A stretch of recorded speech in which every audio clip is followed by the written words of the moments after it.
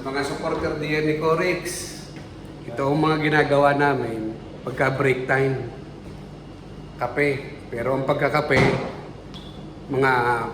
siguro mga 15 minutes to 20 minutes. Kahit ang Mas mahaba pa ang pagkakape kaysa sa pagtatrabaho. Pero huwag niyo sasabihin, masisisanto yung isang iyo. Yan ang diskarte. Diskarte buhay yan. Buhay OFW. Buhay OFW. May-ari. Buhay OFW. Ano mo, ipasaportahan mo kung portahan mo dito. Ganito ang mga Johnny Boy dito. Ang mga Johnny Boy dito, Daddy boy. ay akala mo lamang ipoporma pagka nasa sa labas Ganyan pala. ng bahay. Pero pagka totoong buhay, nagkukupkut ng kubeta yan, magkaiba pa ang kulay ng guwantes. Ito pang kubeta. Ito pang lababo. Walang isa. Pang-computer. Break time, break time.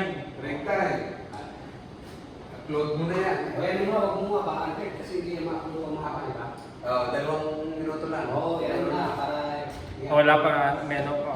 I-upload mo na. Wala pa. Bati ka muna sa mga manonood. Magkano ka kasi, kaya yung mga style niya para... Binabati ko kayo lahat. Masagan ka kasi. Shout out sa mga fans. Pagkain natin ito siya. Hindi kailangan talaga hindi ka nahihiya. Pakita mo karelo mo. Pakita mo yan. Yung nagmamak ka, para itangkili ka nila na wala kang tinatapos buhay mo. Kailangan, talaga. Iniwanan.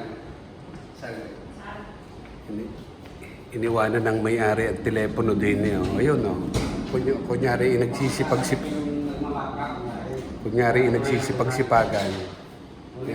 Pero ang totoo niyan yan, ganyan. kunyari ipamap-map. Lahat ng ginagawa. Wow. Yun, pala na yan. Ang pala ka na, nagkakabahan na. Ikaw, trabaho na kami, ikaw.